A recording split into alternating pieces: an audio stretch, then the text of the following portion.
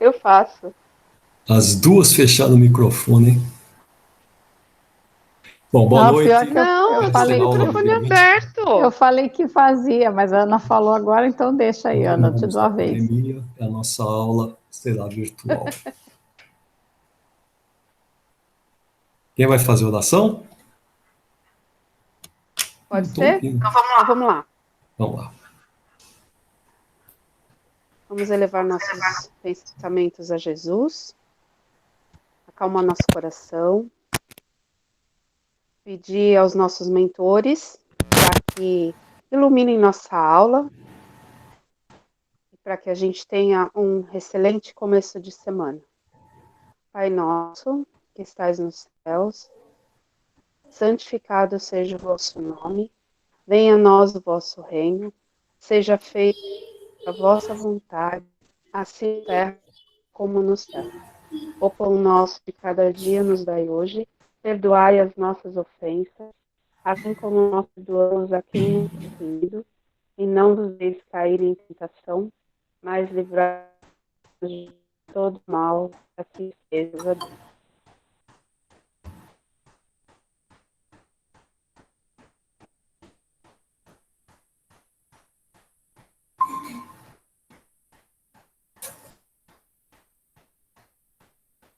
Boa noite.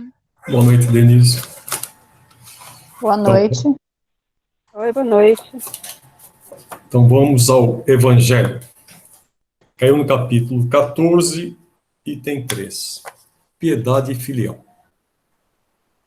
O mandamento, honrai teu pai e tua mãe, é uma consequência da lei geral da caridade e de amor ao próximo, pois não se pode amar o próximo sem amar a seu pai e sua mãe.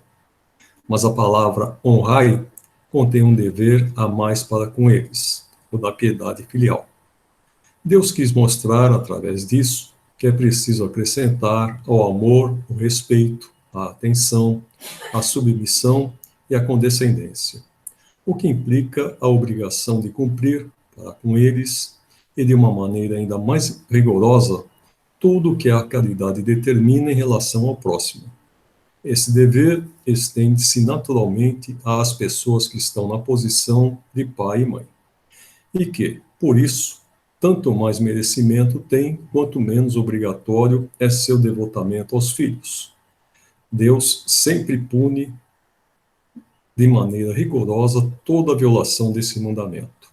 Honrar seu pai e sua mãe não é apenas respeitá-los, é também assisti-los na necessidade, é proporcionar-lhes o repouso na velhice e cercá-los de solicitude, como fizeram por nós na infância.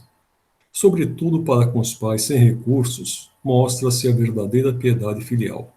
Satisfazem esse mandamento aqueles que, dando aos pais a justa medida com que não morrerão de fome, acreditam fazer um grande esforço, ao passo que eles mesmos de nada se privam, relegando-os aos mais ínfimos redutos da casa, para não deixar-lhes na rua, enquanto reservam para si o que há de melhor, de mais confortável.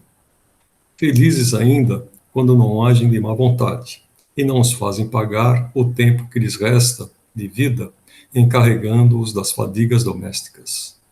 Cabe aos pais, velhos e fracos, serem os servidores dos filhos, jovens e fortes. A mãe regateou seu leite quando eles estavam no berço?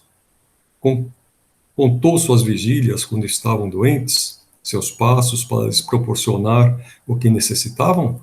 Não, não é apenas o estritamente necessário que os filhos devem a seus pais pobres. São também, tanto quanto o possam, as pequenas doçuras do supérfluo, as prevenções, os cuidados delicados, que são apenas a renda daquilo que um dia receberam, o pagamento de uma dívida sagrada. Somente nisso está a piedade filial aceita por Deus. Isso aí, né? Eu já não tenho mais nem pai nem mãe, mas graças a Deus eles tiveram uma boa velhice, ambos. Então, Antes que eu esqueça, vamos fazer a apresentação. Então, nós estamos revendo as aulas anteriores. Vamos fazer uma revisão do que nós estudamos até hoje. O tema hoje vai ser Deus. Alguém sabe me definir o que seja Deus? Deus é a inteligência suprema, é o poder infinito. Tem a definição do Livro dos Espíritos exatamente com as palavras, eu não lembro, mas é exatamente isso. Ele é o ser supremo, que não dá nem para se definir ele, né? Uhum. Nós definimos porque nos faltam palavras no vocabulário, então nós nos dirigimos a ele, como se fosse um ser que não é, né? É isso aí. Então, vamos lá. Então, o que fala o Livro dos Espíritos, né? É justamente isso que você estava comentando agora. Deus infinito. Então, a pergunta é, o que é Deus? Ele não pergunta o que é Deus, né? É, que é Deus? Deus é a inteligência suprema, causa primária de todas as coisas. O texto colocado entre aspas em itálico, em seguida as perguntas e a resposta que os espíritos deram. Aqui é o que ele fala sobre as nossas planilhas aqui, né? 2. Que se deve entender por infinito? Então ele lá atrás falou que Deus é infinito e agora vem a pergunta, né? O que não tem começo nem fim, o desconhecido. Tudo que é desconhecido é infinito. 3. Poder-se-ia dizer que Deus é o infinito? Definição incompleta. Pobreza da linguagem humana, insuficiente para definir o que está acima da linguagem dos homens. Deus é infinito em suas perfeições, mas o infinito é uma abstração. Dizer que Deus é infinito é tomar o atributo de uma coisa pela coisa mesma. É definir uma coisa que não está conhecida por uma outra que não está mais do que a primeira. Não está mais conhecida do que a primeira, né? Então, esse é o princípio do Livro dos Espíritos, que é quando ele fala sobre Deus aqui. Eu vou ter que entrar no outro aqui, porque aqui não vai dar. Então, vamos ver aqui as provas da existência de Deus.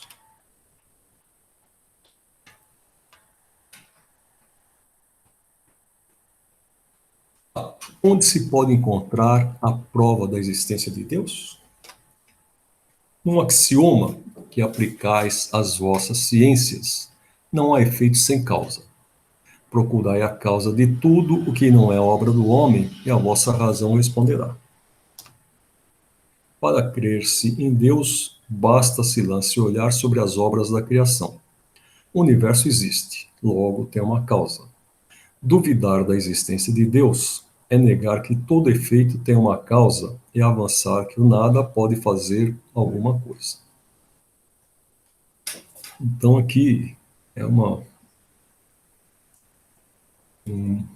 ideia muito forte, né?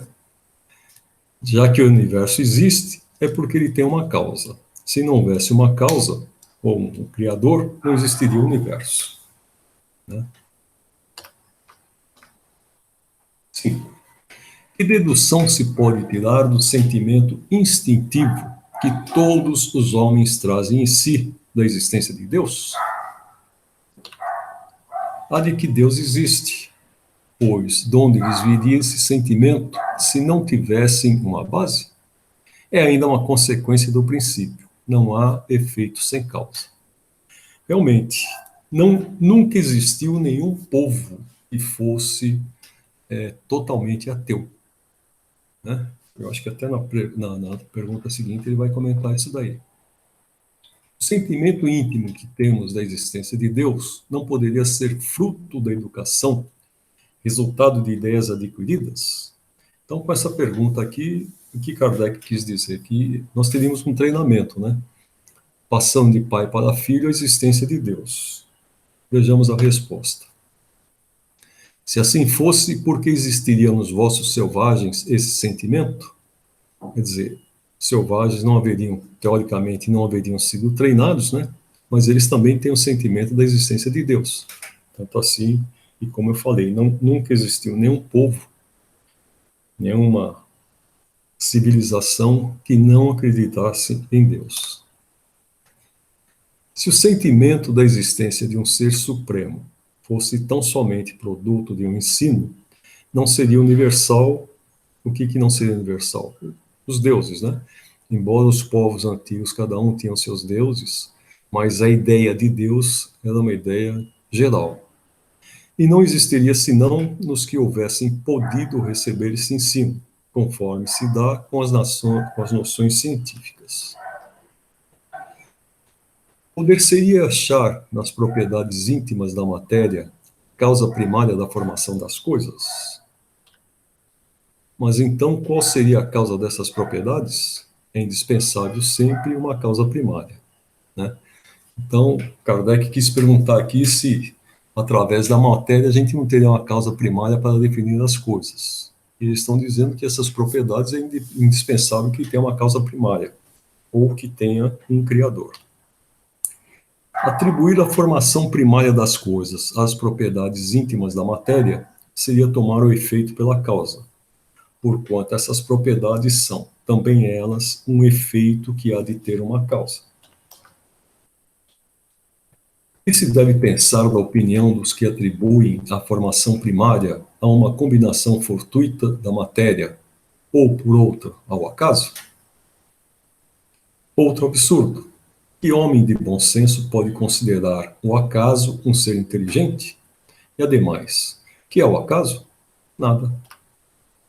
A harmonia existente no mecanismo do universo patenteia combinações e desígnios determinados, e por isso mesmo revela um poder inteligente.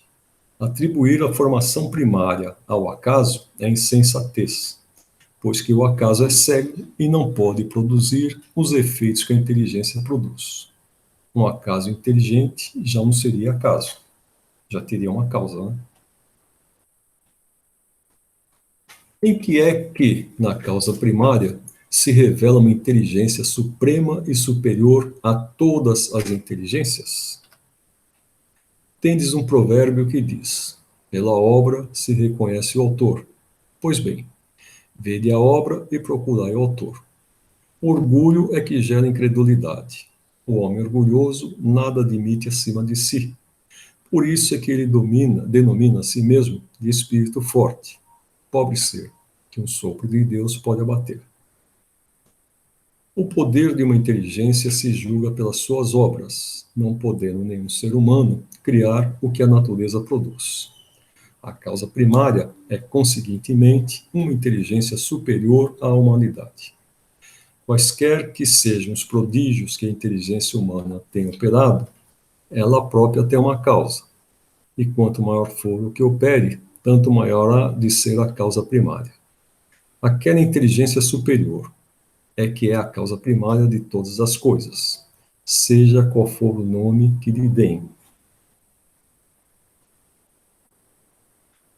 Bom, então isso é o que fala o Livro dos Espíritos. Agora nós vamos fazer aqui uma...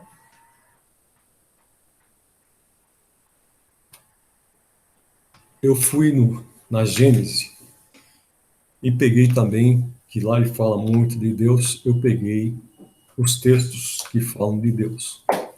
Então, sobre a existência de Deus, o que fala no livro A Gênese, né? Sendo Deus a causa primária de todas as coisas, a origem de tudo que existe, a base sobre que repousa o edifício da criação, é também o ponto que importa consideremos antes de tudo. 2. Constitui princípio elementar e pelos seus efeitos é que se julga de uma causa, mesmo quando ela se conserve oculta. Se, fendendo os ares, um pássaro é atingido por mortífero grão de chumbo, deduz-se que hábil atirador o alvejou, ainda que este último não seja visto. Nem sempre, pois, se faz necessário, vejamos uma coisa, para sabermos que ela existe. Em tudo, observando os efeitos, é que se chega ao conhecimento das causas, né? Então, se a gente observar com bastante atenção a natureza, os seres vivos, todas as causas naturais, né, a gente vai ver que realmente existe algo por trás disso, né? Então, quem criou? Não sei. Eu tenho pena do materialista, porque com tanta coisa bela, com tantos modos de vida que nós temos aqui nesse nosso pequeno planeta, né?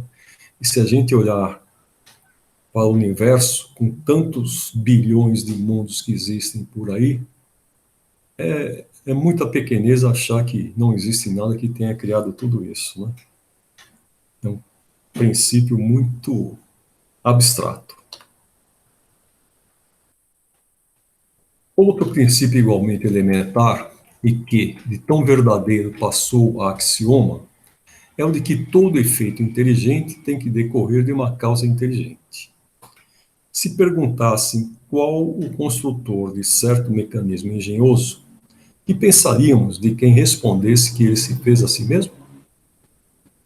Quando se contempla uma obra-prima da arte ou da indústria, disse que há de tê-la produzido um homem de gênio, porque só uma alta inteligência poderia concebê-la. Reconhece-se, no entanto, que ela é obra de um homem, por se verificar que não está acima da capacidade humana. Mas a ninguém acudirá a ideia de dizer que saiu do cérebro de um idiota ou de um ignorante, nem ainda menos que é trabalho de um animal ou produto do acaso, né? A ficção científica fala que quando os robôs se melhorarem, né? Quando melhorarmos a condição desses robôs, que eles terão inteligência suficiente para serem criativos, né?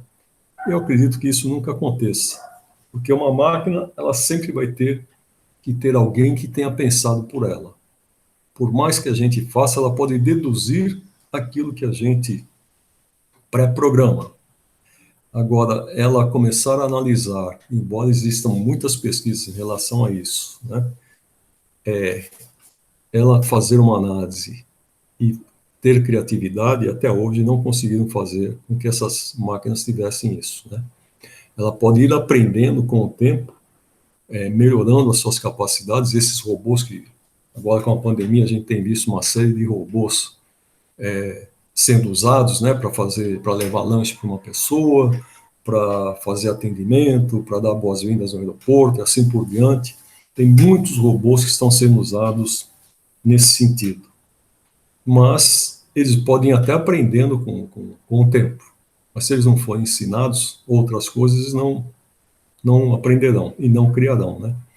Então, se eles foram treinados em uma língua e a gente responde em outra língua, eles não têm condições de saber o que a gente está dizendo a eles, a não ser que ele tenha um treinamento específico para a língua a qual a gente está se dirigindo a ele.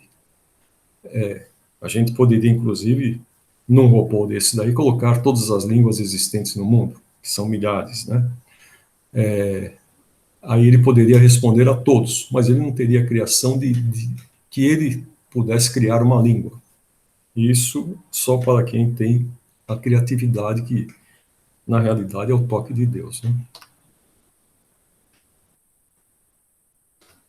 Em toda parte se reconhece a presença do homem pelas suas obras. A existência dos homens antediluvianos não se provaria unicamente por meio dos fósseis humanos.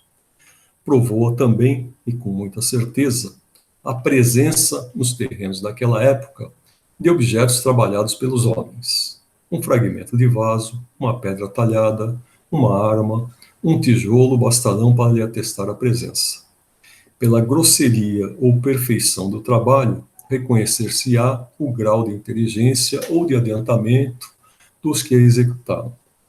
Se, pois, achando-vos numa região habitada exclusivamente por selvagens, descobrirdes uma estátua digna de Fídias, não hesitareis em dizer que, sendo incapazes de tê-la feito, os selvagens, ela é obra de uma inteligência superior à destes, né?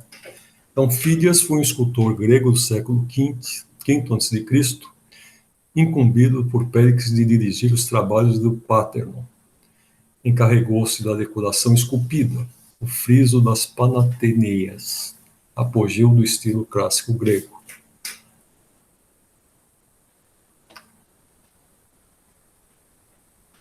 Pois bem, lançando o olhar em torno de si, sobre as obras da natureza, notando a providência, a sabedoria, a harmonia que presidem a essas obras, reconhece o observador não haver nenhuma que não ultrapasse os limites da mais portentosa inteligência humana. Ora, desde que o homem não as pode produzir, é que elas são produto de uma inteligência superior à humanidade, a menos se sustente que há efeitos sem causa. A isto opõem alguns o seguinte raciocínio: as obras ditas da natureza são produzidas por forças materiais que atuam mecanicamente, em virtude das leis de atração e repulsão. As moléculas dos corpos inertes se agregam e desagregam sob o império dessas leis. As plantas nascem, brotam, crescem e se multiplicam sempre da mesma maneira, cada uma na sua espécie, por efeito daquelas mesmas leis. Cada indivíduo se assemelha ao de quem ele proveio. O crescimento, a floração, a frutificação, a coloração se acham subordinados a causas materiais, tais como o calor, a eletricidade, a luz, a umidade, etc. O mesmo se dá com os animais. Os astros se formam pela atração molecular e se movem perpetuamente em suas órbitas, por efeito da gravitação. Essa regularidade mecânica, no emprego das forças naturais, não acusa a ação de qualquer inteligência livre. O homem movimenta o braço quando quer e como quer. Aquele, porém, que o movimentasse no mesmo sentido, desde o nascimento até a morte, seria um autômato. Ora, as forças orgânicas da natureza são puramente automáticas. Interessante esse raciocínio que ele fez aqui, né? Essas leis que regem a matéria, elas são sempre repetitivas. Elas não mudam, elas são leis imutáveis, né? Tanto a da atração como a da gravidade e assim por diante. Então, e aqui ele fala que as forças, que os astros se movem pela atração molecular, pela atração da gravidade, e se movem perpetuamente em suas órbitas, né? Por efeito dessa gravitação. Isso é uma regularidade mecânica.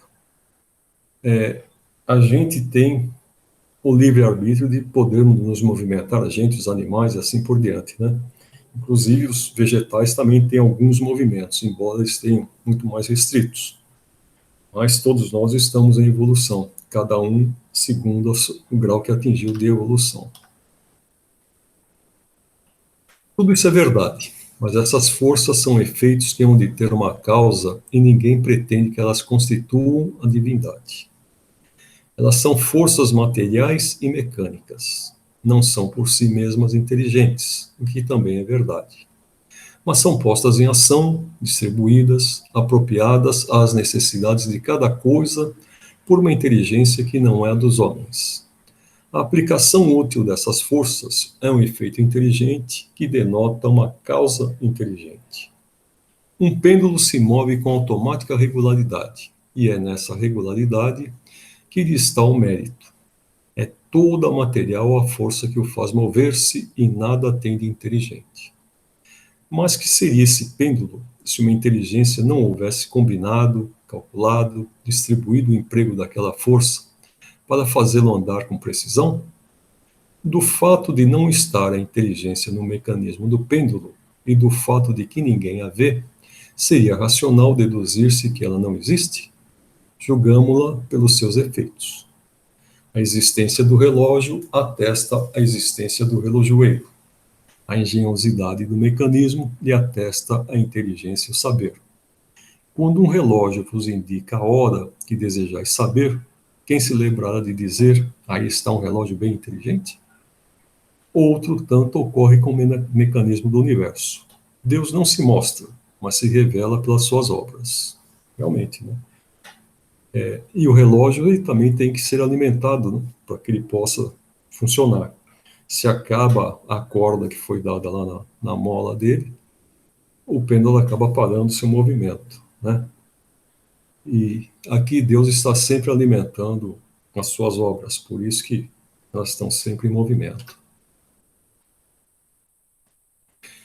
A existência de Deus é, pois, uma realidade comprovada não só pela revelação, como pela evidência material dos fatos. Os povos selvagens nenhuma revelação tiveram. Entretanto, creem instintivamente na existência de um poder sobre-humano. Eles veem coisas que estão acima das possibilidades do homem e deduzem que essas coisas provêm de um ente superior à humanidade. Não demonstram raciocinar com mais lógica do que os que pretendem que tais coisas se fizeram a si mesmas? Não é dado ao homem sondar a natureza íntima de Deus. Para compreender Deus, ainda nos falta o sentido, e só se adquire com a completa depuração do espírito. Mas, se o homem não pode penetrar a essência de Deus, pode ter como premissa a sua existência. O homem pode, então, pela razão, chegar a conhecer-lhe os atributos necessários e concluir que esses atributos só podem ser divinos, deduzindo daí quem é Deus. Sem o conhecimento dos atributos de Deus, impossível seria compreender-se a obra da criação. Esse é o ponto de partida de todas as crenças religiosas. E por não se terem reportado os atributos, como ao farol capaz de as orientar, que a maioria das religiões errou em seus dogmas. As que não atribuíram a Deus a onipotência imaginaram muitos deuses. As que não lhe atribuíram soberana bondade fizeram dele um Deus ciumento, colérico, parcial e vingativo. Realmente, né? Todas as religiões que acharam que existiam vários deuses não atribuíram essa onipotência, né? Que ele é único. Não. É o único Deus. Então, se a gente achar, por exemplo, como algumas religiões cristãs, né? Que o diabo tem o mesmo poder de Deus, a gente já está fazendo uma divisão. Não estamos dando a Deus essa onipotência que ele realmente tem. Aqueles que, por exemplo, esse Deus ciumento, colérico, parcial e vingativo, foi o Deus criado pelos judeus, né? E, infelizmente, até hoje eles ainda têm como preceito a lei do olho por olho, dente por dente, né? Então, também eles são coléricos, parciais e vingativos. Deus é a suprema e soberana inteligência. É limitada a inteligência do homem, pois que não pode fazer nem compreender tudo o que existe.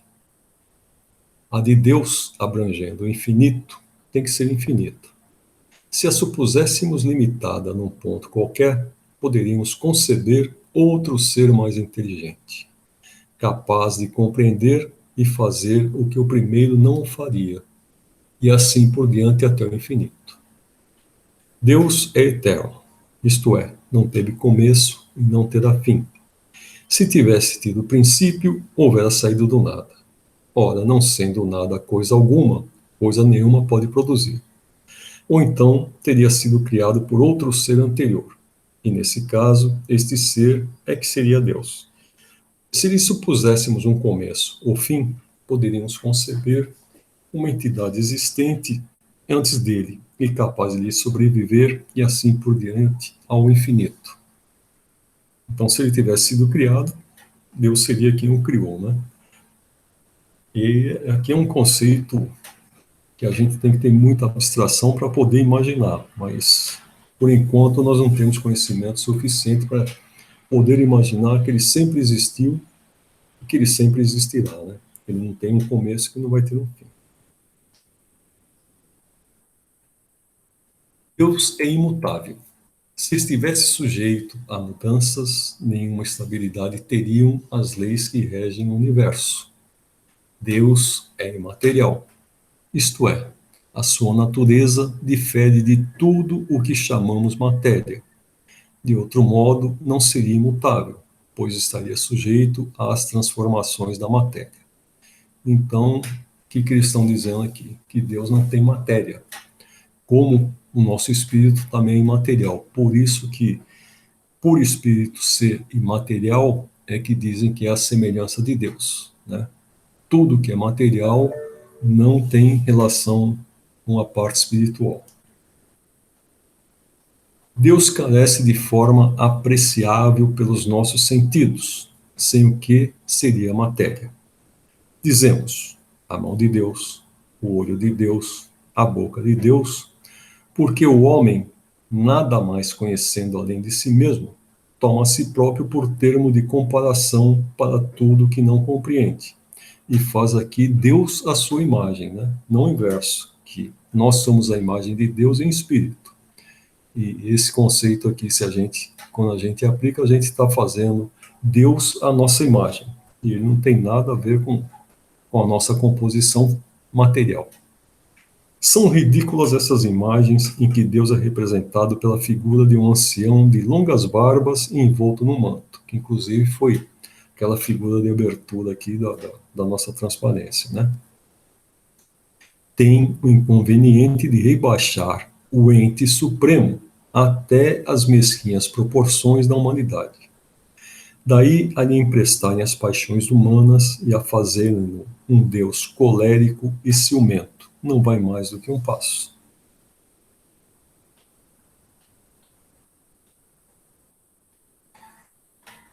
Deus é onipotente. Se não possuísse o poder supremo, sempre se poderia conceber uma entidade mais poderosa e assim por diante, até chegar-se ao ser cuja potencialidade nenhum outro ultrapassasse. Esse então é que seria Deus.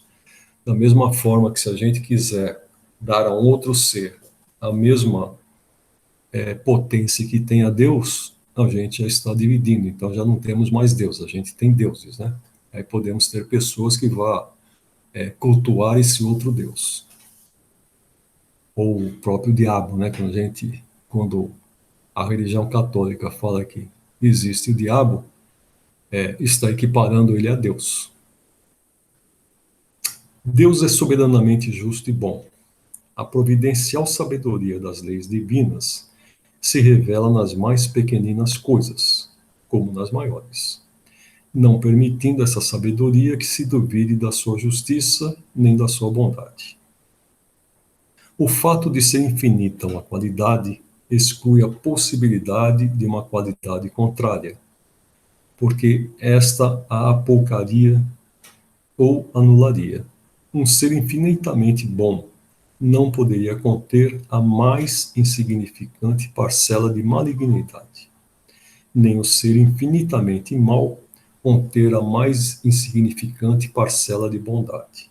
Do mesmo modo que um objeto não pode ser de um negro absoluto, com a mais ligeira nuance de branco, nem de um branco absoluto com a menor mancha preta.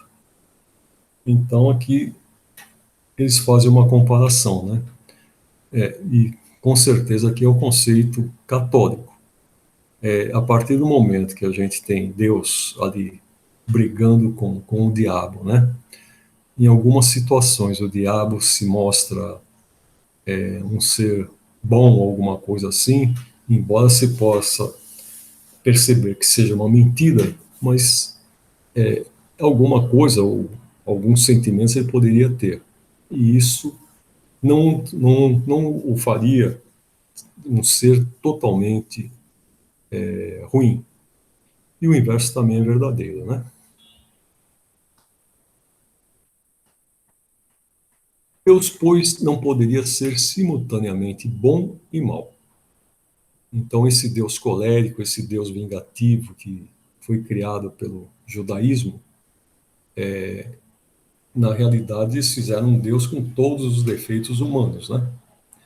Esse Deus que eles aguardam chegar numa carruagem de ouro, soltando fogo, assim por diante.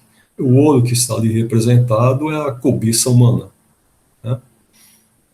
Da mesma forma que algumas religiões evangélicas, elas não falam em Deus. Elas falam, por exemplo, você tem que doar para o templo de Salomão. Eles não vão falar nem em Jesus, nem em Deus, porque nenhum dos dois nunca pediu nada para eles, né? Ao passo que Salomão não. Salomão era um rei cheio de seus defeitos, então eles pedem para o templo de Salomão. Então, olha, vamos voltar. Deus, pois, não poderia ser simultaneamente bom e mal, porque então, não possuindo qualquer dessas duas qualidades no grau supremo, não seria Deus. Todas as coisas estariam sujeitas ao seu capricho, e para nenhuma haveria estabilidade. Não poderia ele, por conseguinte, deixar de ser ou infinitamente bom ou infinitamente mau. Ora, como suas obras dão testemunho da sua sabedoria, da sua bondade e da sua solicitude, concluir-se-á que, não podendo ser ao mesmo tempo bom e mau, sem deixar de ser Deus, ele necessariamente tem de ser infinitamente bom.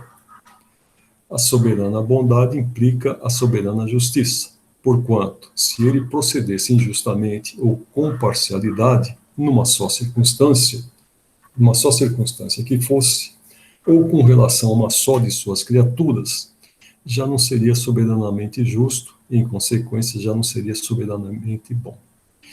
Então, como nós dizemos no Espiritismo, né, Deus não castiga, ele nos dá uma consciência, e é essa consciência que nos cobra. Então, é o toque divino que todos nós trazemos, né, que é essa nossa consciência, esse nosso livre-arbítrio. A gente pode, usando o nosso livre-arbítrio, cometer um ato ruim, né, ter uma atitude má, mas a nossa consciência pode não cobrar de imediato, pode não cobrar naquela existência, mas vai chegar um momento que nós seremos cobrados, né? A partir do momento que a gente perde o véu da materialidade aqui, quando a gente deixa o corpo, a gente perde todo esse véu e a gente vai ver com mais clareza todas as nossas ações. Então aí é que vem a nossa consciência, que vem a cobrança. Quem cobra somos nós mesmos, não é Deus que fica nos cobrando. Ele tem certeza da obra que ele fez. Ele sabe que todos nós um dia chegaremos a sermos arcanjos.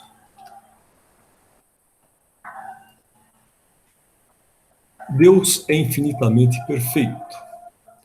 É impossível conceber-se Deus sem o infinito das perfeições, sem o que não seria Deus. Pois sempre se poderia conceber um ser que possuísse o que lhe faltasse. Para que nenhum ser possa ultrapassá-lo, faça mister que ele seja infinito em tudo. Sendo infinitos, os atributos de Deus não são suscetíveis nem de aumento, nem de diminuição, visto que, do contrário, não seriam infinitos, e Deus não seria perfeito. Se lhe tirassem a qualquer dos atributos a mais mínima parcela, já não haveria Deus, pois que poderia existir um ser mais perfeito. Deus é único. A unicidade de Deus é consequência do fato de serem infinitas as suas perfeições. Não poderia existir outro Deus, salvo sob a condição de ser igualmente infinito em todas as coisas, visto que, se houvesse entre eles a mais ligeira diferença, um seria inferior ao outro, subordinado ao poder desse outro, e então não seria Deus. Se houvesse entre ambos igualdade absoluta, isso equivaleria a existir, por toda a eternidade, um mesmo pensamento, uma mesma vontade, um mesmo poder. Confundidos quanto à identidade, não haveria em realidade mais que um único Deus. Se cada um tivesse atribuições especiais, um não faria o que o outro fizesse, mas então não existiria igualdade perfeita entre eles, pois que nenhum possuiria autoridade soberana. Realmente, né, se a gente tivesse dois com os mesmos poderes, com o mesmo pensamento, em tudo iguais, eles seriam embora dois, eles seriam um único pensamento, seriam exatamente iguais. Se cada um tivesse uma atribuição, já viria uma divisão, e aí um não teria a qualidade que o outro tem. Aí já teríamos uma divisão e eles não seriam infinitamente iguais, né? E nem infinitamente perfeitos. Então, por isso que deve ser um Deus único. A ignorância do princípio de que são infinitas as perfeições de Deus foi que gerou o politeísmo, culto adotado por todos os povos primitivos, que davam um atributo de divindade a todo o poder que lhes parecia acima dos poderes inerentes à humanidade. Mais tarde, a razão os levou a reunir essas diversas potências numa só. Depois, à proporção que os homens foram compreendendo a essência dos atributos divinos, retiraram dos símbolos que haviam criado a crença que implicava a negação desses atributos.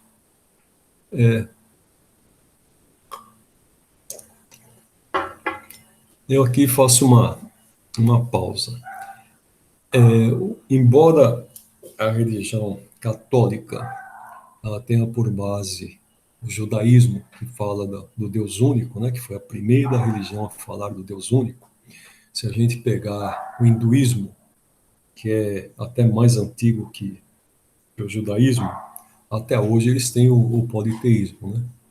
Inclusive, embora eles sejam espiritualistas, eles acreditam que os próprios deuses, eles encarnam aqui na Terra, em cada encarnação eles têm um avatar, e cada avatar tem uma forma. Então, por isso que eles vão cultuando vários deuses, que é o mesmo Deus, às vezes é o mesmo Deus, mas um Deus com formas distintas, porque cada uma representa uma encarnação que esse Deus teve, né? Eu não sei se vocês sabem, aquele Krishna, ele é a sexta encarnação agora não sei se é o Vishnu ou o Shiva, e o Buda seria a sétima encarnação. Então, o Buda seria o próprio Krishna numa nova encarnação. As anteriores eu não sei quais são, mas teria que estudar melhor o hinduísmo para saber melhor. Eu acredito que o catolicismo, embora siga o judaísmo, né, a crença de um só Deus, mas depois eles colocaram lá o Pai, o Filho e o Espírito Santo, que é uma tríade, né, já começou a ter uma divisão, e esse monte de santos que a gente encontra por aí, na minha opinião, passa a ser, inclusive, um politeísmo, né? Que as pessoas elas não apelam a Deus, elas vão apelar para aquele santo lá. O santo isso, o santo aquilo, o santo aquele outro. Cada santo tem um atributo, né? Então, um santo... Elas terceirizam, né? Hã? Não entendi. Repete. Elas terceirizam. Sim. E elas têm mais... As pessoas têm mais fé naquele santo do que no próprio Deus, né? Elas não pedem a Deus, elas pedem para Nossa Senhora Aparecida, para Maria, para... Pedem que os santos intercedam junto a Deus. Geralmente é assim. Sim. Mas não se dirigem a Deus, né? Se dirigem... Não, aos santos, isso. Se dirige ao intermediário, que não deixa de ser um politeísmo, porque, por exemplo, se você pega nos gregos, né, você tinha Zeus, que era o pai de todos, que era vamos dizer, o deus mais forte, mas os outros, eles se dirigiam a Zeus quando alguém pedia a eles, né?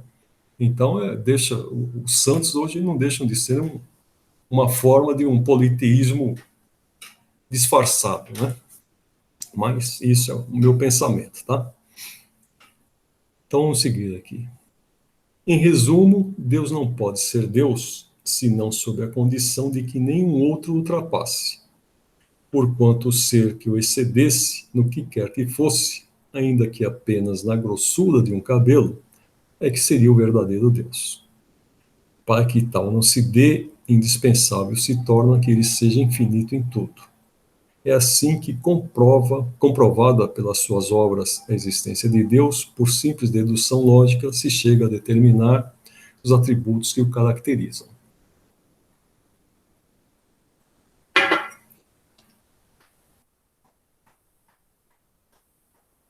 Deus é, pois, a inteligência suprema e soberana. É único, eterno, imutável, imaterial, onipotente, soberanamente justo e bom, infinito em todas as perfeições, e não pode ser diverso disso. Tal o eixo sobre que repousa o edifício universal. Esse o farol, cujos raios se estendem por sobre o universo inteiro. Única luz capaz de guiar o homem na procura da verdade. Orientando-se por essa luz, ele nunca se transviará. Se, portanto, o homem há errado tantas vezes, é unicamente por não ter seguido o roteiro que lhe estava indicado. Tal também o critério infalível de todas as doutrinas filosóficas e religiosas.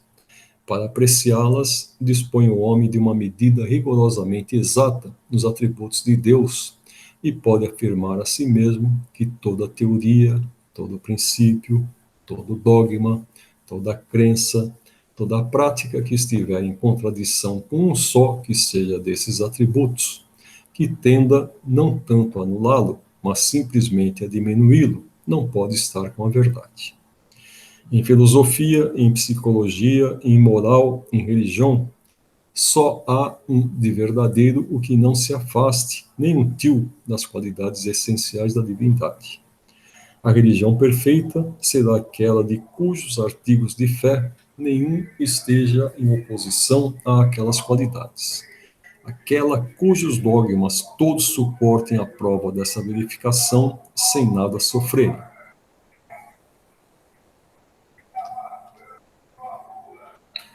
A providência. A providência é a solicitude de Deus para com as suas criaturas. Ele está em toda parte, tudo vê, a tudo preside, mesmo às menores coisas. É nisto que consiste a ação providencial. Como pode Deus, tão grande, tão poderoso, tão superior a tudo, imiscuir-se em pormenores ínfimos, preocupar-se com os menores atos e os menores pensamentos de cada indivíduo? Esta a interrogação que a si mesmo dirige o incrédulo, concluindo por dizer que, admitida a existência de Deus, só se pode admitir quanto à sua ação, que ela se exerça sobre as leis gerais do universo. Que o universo funcione de toda a eternidade em virtude dessas leis, às quais toda criatura se acha submetida na esfera de suas atividades, sem que haja mister a intervenção incessante da providência. No estado de inferioridade em que ainda se encontram, só muito dificilmente podem os homens compreender que Deus seja infinito, pois, vendo-se limitados e circunscritos, eles o imaginam também circunscrito e limitado. Imaginando-o circunscrito, figuram-no quais eles são, a imagem e semelhança deles. Os quadros em que o vemos com traços humanos não contribuem pouco para entreter esse erro no espírito das massas, que nele adoram mais a forma que o pensamento. Para a maioria, é ele um soberano poderoso, sentado num trono inacessível e perdido na imensidade dos céus, tendo restritas suas faculdades e percepções. Não compreendem que Deus e se digne. Deixa eu voltar aqui. Não compreende que Deus possa e se digne de intervir diretamente nas pequenas coisas.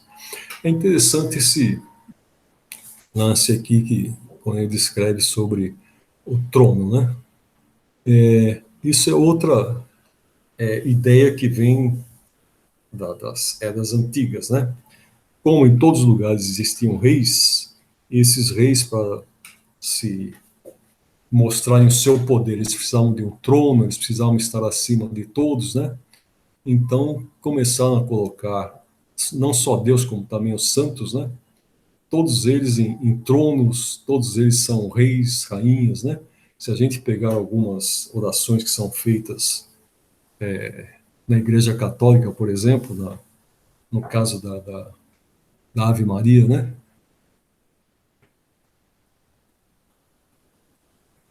Santa Maria é Mãe de Deus, né?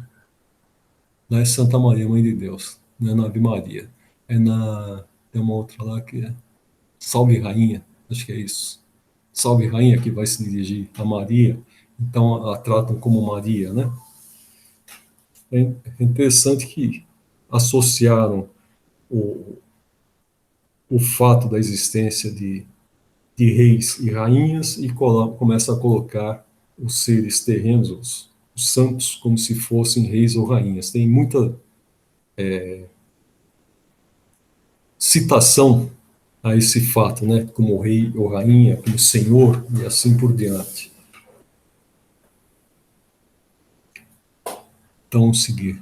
Impotente para compreender a essência mesma da divindade, o homem não pode fazer dela mais do que uma ideia aproximativa, mediante comparações necessariamente muito imperfeitas, mas que, ao mesmo tempo, servem para lhe mostrar a possibilidade daquilo que, à primeira vista, lhe pareça impossível. Suponhamos um fluido bastante sutil para penetrar todos os corpos. Sendo ininteligente, esse fluido atua mecanicamente, por meio tão só das forças materiais. Se, porém, o supusermos dotado de inteligência, de faculdades perceptivas e sensitivas, ele já não atuará às cegas, mas com discernimento, com vontade e liberdade. Terá, ouvirá e sentirá, né? A gente sabe que os espíritos, eles não precisam dos órgãos como a gente necessita-os no corpo humano, né? Então o espírito vê, ouve e sente em todo o seu ser.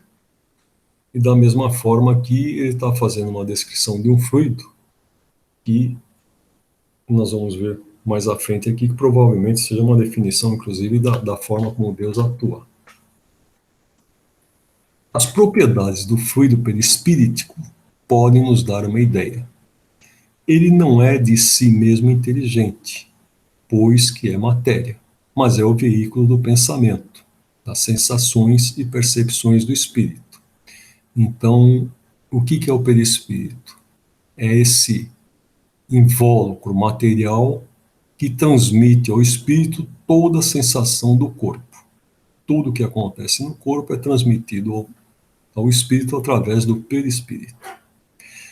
O fluido perispiritual não é o pensamento do espírito, é, porém, o agente, o intermediário desse pensamento.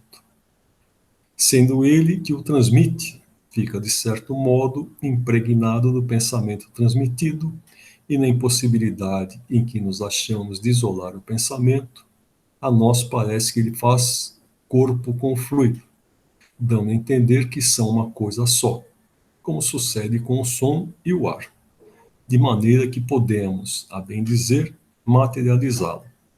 Assim como dizemos que o ar se torna sonoro, poderíamos, tomando o efeito pela causa, dizer que o fluido se torna inteligente. Então, ali atrás, ele estava dizendo que tem um fluido que penetra em todas as coisas, né? E aqui ele está fazendo uma comparação desse fluido com o nosso perispírito, que também é como se fosse um fluido, porque ele atinge todo o nosso corpo.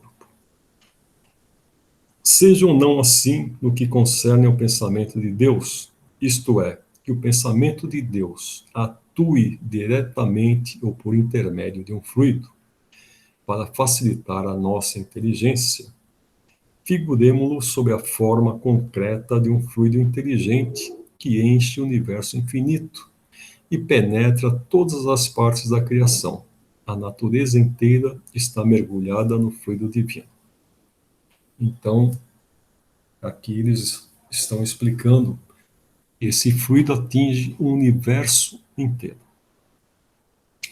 Ora, em virtude do princípio de que as partes de um todo são da mesma natureza e têm as mesmas propriedades que ele, cada átomo desse fluido, se assim nos podemos exprimir, possuindo o pensamento, isto é, os atributos essenciais da divindade, e estando o mesmo fluido em toda parte, Tudo está submetido à sua ação inteligente, à sua previdência, à sua solicitude.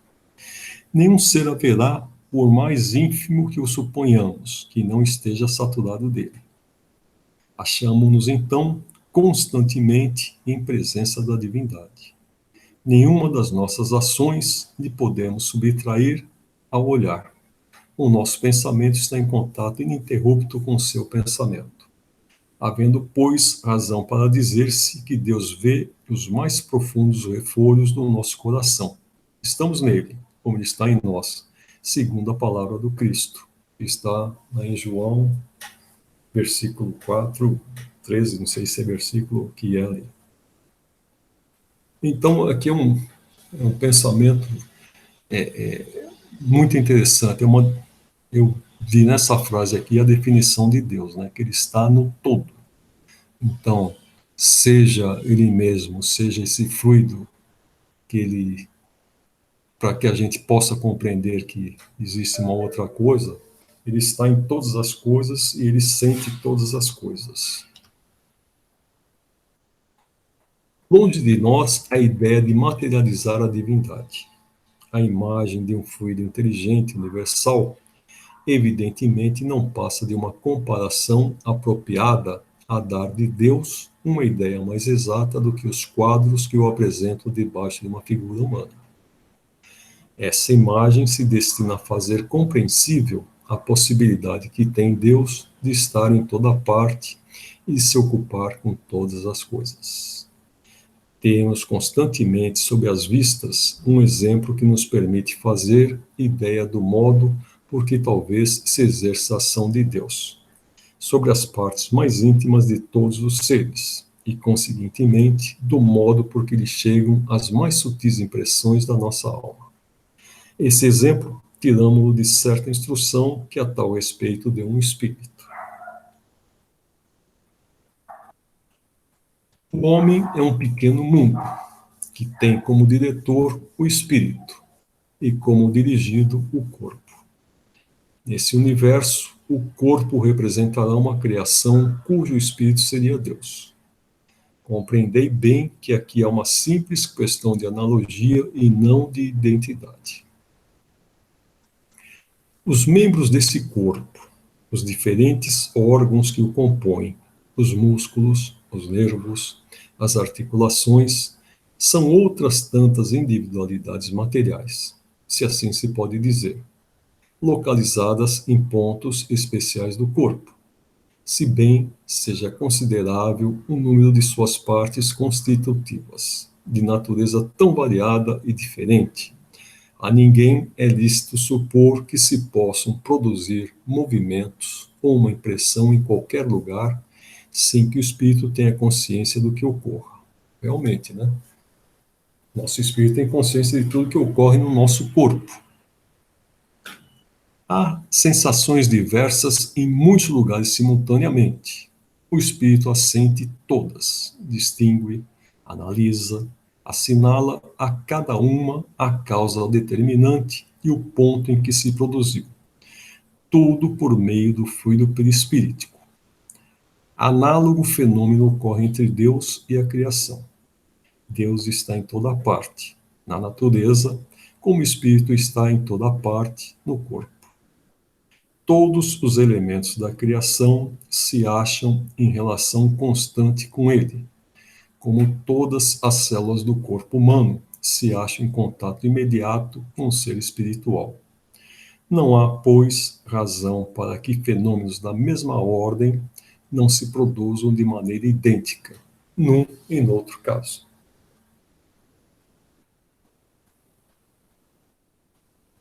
Repetiu o slide. Um membro se agita, o espírito sente, uma criatura pensa, Deus o sabe. Todos os membros estão em movimento, os diferentes órgãos estão a vibrar. O espírito se ressente de todas as manifestações, as distingue e localiza. As diferentes criações, as diferentes criaturas se agitam, pensam, agem diversamente. Deus sabe o que se passa e assina a cada um o que lhe diz respeito. Daí se pode igualmente deduzir a solidariedade da matéria e da inteligência. A solidariedade entre si de todos os seres de um mundo, a de todos os mundos e, por fim, de todas as criações com o Criador. Então, essa mensagem foi dada por esse Kahneman na Sociedade de Paris em 1867. Compreendemos o efeito, já é muito. Do efeito remontamos à causa e julgamos da sua grandeza pela grandeza do efeito. Escapa-nos, porém, a sua essência íntima, como a da causa de uma imensidade de fenômenos. Conhecemos os efeitos da eletricidade, do calor, da luz, da gravitação. Calculamos-los e, entretanto, ignoramos a natureza íntima do princípio que as produz. Será então racional neguemos o princípio divino porque não o compreendemos? Quando fala da natureza íntimo do princípio que a produz, né? Tem uma nota do editor aqui. Os efeitos citados são objeto de estudos há tempos e hoje já são bem compreendidos, né? Aqui fala da eletricidade, do calor, da luz, da gravitação. Na época de Kardec não existiam estudos tão profundos e a compreensão era para poucos. Ixi, outra vez? Bom, em razão de tudo isso que a gente viu até agora, eu peguei aqui na pergunta 536 e eu dei esse título aqui, Ação de Deus, né? O que fala a pergunta? A pergunta de Kardec é: são devidos a causas fortuitas ou, ao contrário, têm todos um fim providencial? Os grandes fenômenos da natureza, os que se consideram como perturbação dos elementos, aqui é quando ele estava fazendo a pesquisa sobre aqueles espíritos elementais, tá? E a resposta é a seguinte: tudo tem uma razão de ser, e nada acontece sem a permissão de Deus. Aí ele faz a 536A. Objetivam sempre o homem esses fenômenos? Às vezes tem como imediata razão de ser o homem. Na maioria dos casos, entretanto, tem por único motivo o restabelecimento do equilíbrio e da harmonia das forças físicas da natureza. E aqui 536b. Concebemos perfeitamente que a vontade de Deus seja a causa primária, nisto como em tudo, porém sabendo que os espíritos exercem ação sobre a matéria e que são os agentes da vontade de Deus, perguntamos se alguns dentre eles não exercerão certa influência sobre os elementos para os agitar, acalmar ou dirigir? E aí vem a resposta. Evidentemente, nem poderia ser de outro modo. Deus não exerce ação direta sobre a matéria. Ele encontra agentes dedicados em todos os graus da escala dos mundos. Então, o que a gente pode deduzir com o texto da Gênese, né? Que estava descrevendo que era Deus. Se vocês puderem, leiam a Gênese, que ainda tem mais coisas que falam de Deus. Teria quase que o dobro desse material que eu coloquei. E dessa afirmação que é feita aqui, que Deus não exerce ação direta sobre a matéria, é que a gente pode deduzir aquela analogia que o Kardec fez ali atrás sobre a existência desse fluido, que seria algo semelhante ao nosso perispírito, né? Então, com base nessas informações, aqui é um pensamento meu, vou fazer uma abstração filosófica aqui, tá? Tentando imaginar o que é Deus. Sabemos que Deus está em toda parte, na natureza, como o espírito está em toda parte no corpo. Portanto, ele deve estar em todo o universo. Segundo a ciência, o universo visível é de 13,8 bilhões de anos-luz. Ficou faltando colocar ali. Ou seja, esta é a parte do universo que nossos instrumentos de astronomia conseguem ver. O problema é que o universo está em constante expansão. Uma estrela que ficava a 13,8 bilhões de anos-luz da Terra, na época do Big Bang, hoje está a 46 bilhões de anos-luz.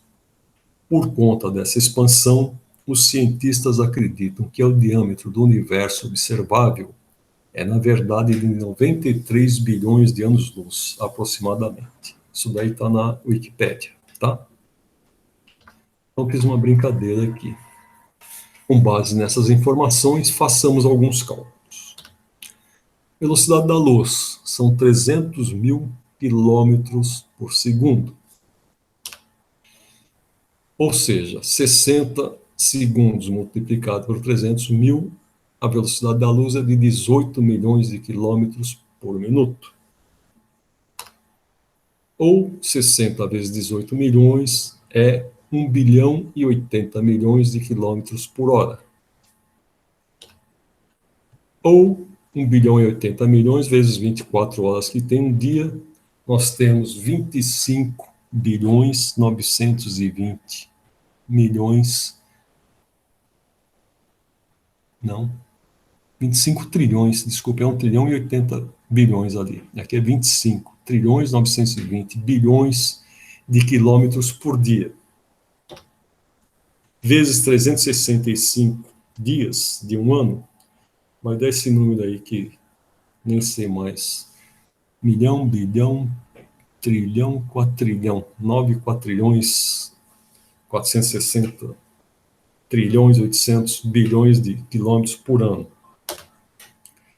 O universo é estimado em 93 bilhões de anos-luz, então o tamanho de Deus é esse número aí, 879, 854, 400 quilômetros.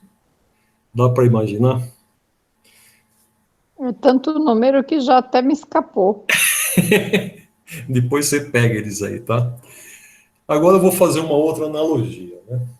Eu ia continuar, infelizmente eu tive que ir no dentista hoje, eu tive uma reunião de condomínio, que eu fui eleito subsíndico aqui do condomínio, tive que fazer a ata da reunião, perdi uma parte da manhã, aliás, perdi a manhã inteira fazendo isso, e depois eu tive que ir no dentista à tarde e acabei não concluindo isso aqui. Se Deus está no todo, né? A gente poderia fazer uma abstração aqui, e deixa eu até tirar o texto aqui,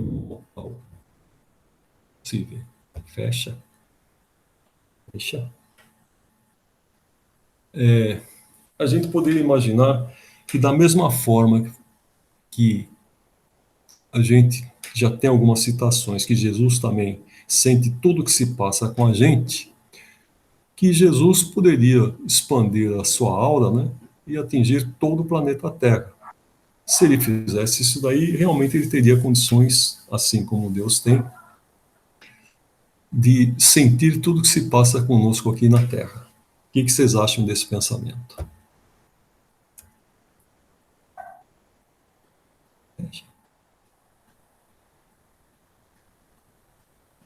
Dirceu, eu acho que é complicado. Por quê? O que é, Ana? O que você Eu acha? dei risada do seu comentário. Hein? Eu também acho mega complicado isso. Meu Deus. Nem sei. Eu ia brincar um pouco mais, tá? Pode brincar. Que eu ia falar o seguinte, bom, se a gente parte do átomo, né, até chegar ao arcanjo, então a gente, quando nós somos criados, a gente é uma centelha, né, a semelhança de Deus. E isso, eu acho que em todas as evoluções a gente vai terá essa semelhança que seria essa centelha. Então a gente começa lá dominando um nêutron, né? O nêutron não atrai nada, não faz nada, ele é neutro. Até que a gente conseguisse evoluir, por exemplo, um pouquinho mais, a gente conseguiria dominar um átomo. A gente expandiria essa nossa aura aí dominando um átomo, né? E depois a gente poderia ir evoluindo um átomo de hidrogênio, por exemplo, que só tem um próton e um elétron, né? Quando a gente evoluísse um pouco mais, a gente ganharia um nêutron, passaria a ser um deutério, que é o hidrogênio pesado, né? Evoluindo um pouco mais, a gente passaria para o hélio, que já são 2 elétrons, 2 prótons, 2 nêutrons e 2 elétrons, e assim a gente ia crescendo na escala química, né? Essa associação que você faz seria aquele esquema que eu já vi em filmes, eu já vi em documentários falando sobre a partícula de Deus. Ela é aquela que é proveniente, de tudo se deriva. Sim. É o princípio de tudo. Então, eles definem Deus como aquela partícula que gera tudo no universo. Uhum. É isso mesmo. Então a gente faz uma abstração aí, quer dizer, cada vez mais que a gente vai evoluindo, a gente vai aumentando a nossa aura. Até a gente chegar num momento que a gente possa realmente amar o próximo como a nós mesmos, que a gente consiga suplantar todas essas restrições que a gente tem hoje, né, na nossa atual evolução. A gente quando chegar a arcanjo aí, a gente vai estar abraçando toda uma humanidade como a gente tem hoje. Inclusive aquela... Nossa, acho que vai durar muito tempo Não, ainda, hein? vai demorar. Com certeza, para a gente chegar nesse ponto, ainda tem muito tempo, né? Mas já não estamos mais lá no princípio, né? Já deixamos de ser átomo, já passamos por vários reinos, e a gente está caminhando, mas sempre firme e fortes. Lentamente, devagar e sempre, né? Como diz. Sim, né? A gente não pode ficar se cobrando muito em relação a isso. E a Ana, o que a Ana acha? A Ana fica Nossa, eu quietinha. acho complicado. Tá achando complicado, imaginando assim. É uma maluquice, né? Nossa, é louco. Como diz meu filho, o bagulho é louco. E eu não fumei bagulho, não, hein? É porque a gente tem uma ideia do que seja, mas é difícil colocar em palavras, né? É difícil até imaginar, né? É complicado até imaginar essa Sim, imensidão toda. dá um nó mesmo. É. Mas esse conceito que ele coloca ali, que está na Gênese, né? Isso daí não foi eu que pus, não. Que Deus está em toda parte, que ele sente como o perispírito sente as ações do corpo, assim por diante. É, dá para a gente pensar em algo bem desse tipo, né? Cada vez a gente vai ampliando a nossa aura, o nosso perispírito, né? A nossa centelha vai crescendo, e quanto mais a gente cresce, mais a gente consegue abarcar, né, o todo, consegue amar mais, consegue amar melhor, consegue ser cada vez melhor. E a Denise, que está quietinha aí, o que ela acha? Denise, será que ela escutou essa última parte? Denise? Nossa, eu só tô atrapalhada com esse microfone aqui, eu saio, eu entro. Olha, gente, vou ser bem sincera para vocês. Eu não conheço assim vocês me parecem que já estudam faz tempo, né, o espiritismo, assim, a doutrina. E eu só fiz o evangelho, então para mim tudo é muito novo, entendeu? Eu prefiro ficar ouvindo vocês. Não, Denise, você se engana. Eu também só fiz o evangelho e a É, minha vida inteira eu fui criada na Igreja Católica. então, Entendeu? eu Então, também. Eu eu tô também. associando e desassociando muita coisa que É eu aprendi difícil, né? desde que eu nasci. É Então verdade, é difícil. por isso que eu falei, o bagulho é louco. É. Então eu fico assim ouvindo e aí fico pensando também, eu falei, nossa, e aí a gente tenta imaginar, né? Tenta imaginar as coisas e vamos seguindo, mas eu vejo assim que eu ainda tenho muito que estudar, porque eu Nossa, nem também fale. Porque Nós também era temos, né? Nós estamos caminho, engatinhando na doutrina. Sim, todos nós, né? Agora, você sabe o que acontece? Você fala, comecei agora. Mas às vezes você vem com uma ideia diferente que acaba alertando a gente, tá? Eu tinha um amigo que ele falava o seguinte: quando você lê um livro pela primeira vez, né, você vai entender a ideia. Se você lê mais uma vez, você começa a entender os capítulos, né? Se você É a lê, mesma coisa o curso. Os cursos que a gente faz é exatamente a mesma coisa. Cada hora você tem uma visão. isso, você vai aumentando o conhecimento, você vai. Depois chega lá na frente com uma frase, você já compreende a frase inteira, né? Não precisa ler Com o passar do tempo, todo o o parágrafo, olhar, né? a visão da gente vai melhorando, né? É. Mas é isso, a gente quebrando os paradigmas, né? Vamos ter pensamentos daí. Eu vou procurar aqui, eu estava procurando quando eu cheguei, textos sobre Deus, mas os textos que eu encontrei aqui eram muito longos. Eu queria incluir aqui na aula de hoje. Mas foi uma forma da gente rever. Ô, Dirceu, voltando um pouquinho só, aquela hora que você falou a respeito que você mencionou a Salve Rainha, Hum, que você fala em mais ou menos que um politeísmo na Igreja Católica, eu lembro assim da prece, não é uma prece que eu tenho hábito de fazer, mas eu lembro da introdução, eles falam Salve Rainha, Mãe de Misericórdia, Esperança e Doçura, Nossa Salve. Então, ali eles querem dizer o seguinte, que ela é a mãe, a soberana, né? A analogia feita à rainha que aquela que é superior a todas as outras, né? sim, mas o que eu quis dizer é o seguinte: como existia a imagem de reis, rainhas, né, que eram superiores, quem mandava, Ah, quem. sim, Então eles sim, sim. começaram a fazer uma analogia nas preces, né? Eu acho que Uhum. tanto Deus quanto Jesus, eu não sei quanto a vocês, mas eu não tenho essa maneira de ficar, Senhor, ajoelhar, aquela penitência, isso daí. Não, isso é um hábito de nós que temos a raiz no catolicismo, e nós aprendemos a nos dirigir a Deus como Senhor, né? Sim. Então, eu não sei, você também também vem de igreja católica ou você já está no Espiritismo desde sempre? Não, eu comecei no Espiritismo muito cedo. Ah, então de repente, Eu já tem outra comecei, forma de analisar as coisas. mas eu vou lhe dizer uma coisa: eu comecei no Espiritismo, eu tinha 4 anos de idade. Ah, então, bem novinho. Mas depois eu passei pela Igreja Católica.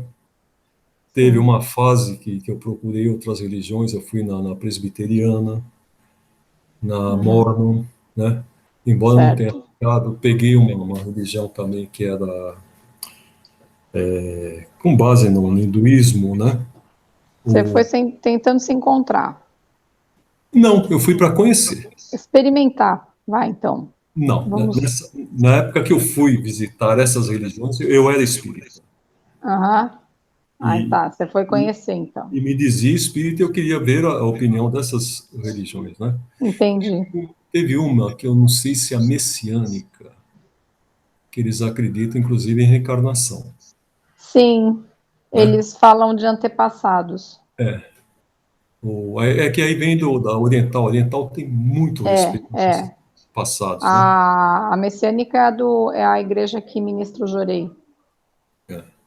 Eu acho que é um catolicismo que tem como base o Oriente, né? Principalmente a Coreia, né? A messiânica. Não, é o Japão. Japão? Japão. Mas tem muito coreano aqui. Tem muita igreja Eu coreana. sei porque a minha amiga, ela trabalha, né, ela é da messiânica há muitos anos já. Mas são conceitos interessantes, né? Sim, sim. Cada uma tem uma forma de aplicar, né? Eles falam lá que tudo é um ciclo. E para você parar com aquilo, dentro um acontecimento que vem por muitas gerações, alguém tem que quebrar aquele ciclo. Esse Mais é um ou menos pensamento, assim. mas Mais é ou um menos pensamento assim. mais budista esse daí.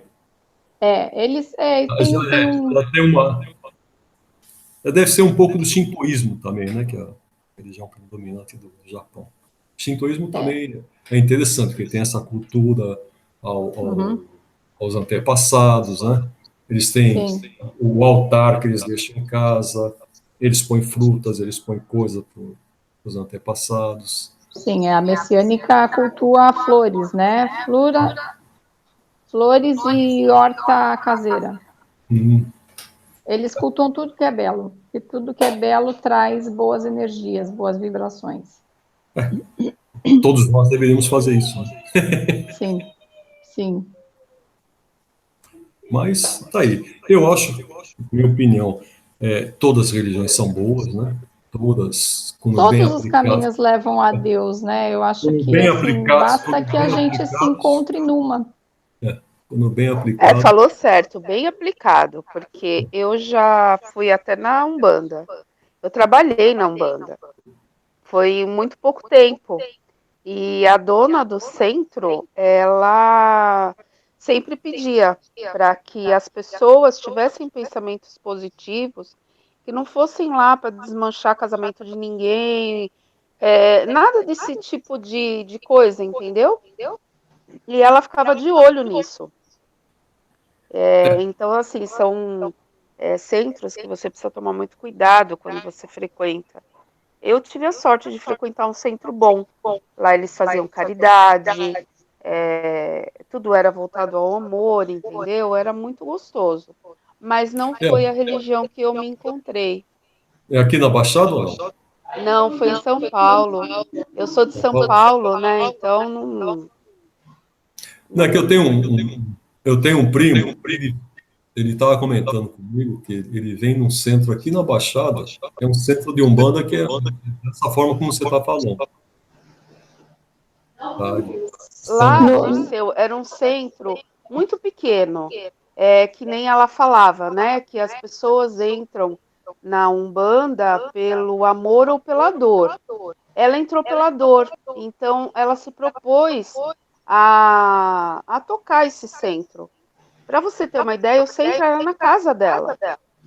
Então eram assim, por incrível que pareça, o dia mais cheio que tinha era o dia da esquerda. Porque você tem que fazer. Você tem que fazer todas as linhas, né? Então, Que eles chamam de gira justamente grande. isso, justamente no centro, na gira da esquerda, e a gente tinha fila até a esquina da casa dela. E era justamente onde ela pedia, ela não incorporava e ela ficava de olho no que o pessoal estava pedindo para os guias que vinham.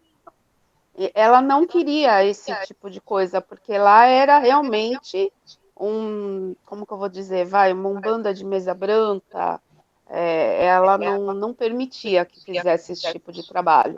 Então era um lugar gostoso,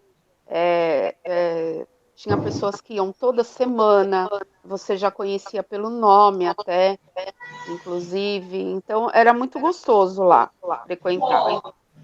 Mas ela tinha esse controle. você vê, ó, você está dizendo, né? No dia que era da esquerda, as pessoas só querem mal dos outros, né? Então, era onde ela não queria que fizesse nada, entendeu? Ela pedia para todo mundo já antes da oração. E ela falava esse tipo de coisa. E ela ficava rodando o centro para ver o que o pessoal estava. Ela tem o guia dela, né? Mas ali não. Sei lá, o pessoal pedia realmente era para abrir caminho para trabalho, esse tipo de coisa, entendeu?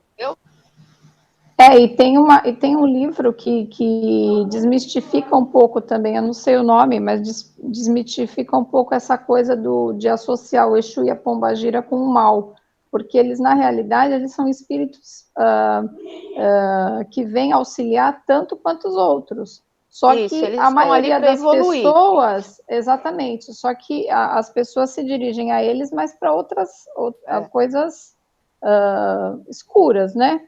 Mas isso não porque quer eles dizer que falam eles sejam palavrão, necessariamente.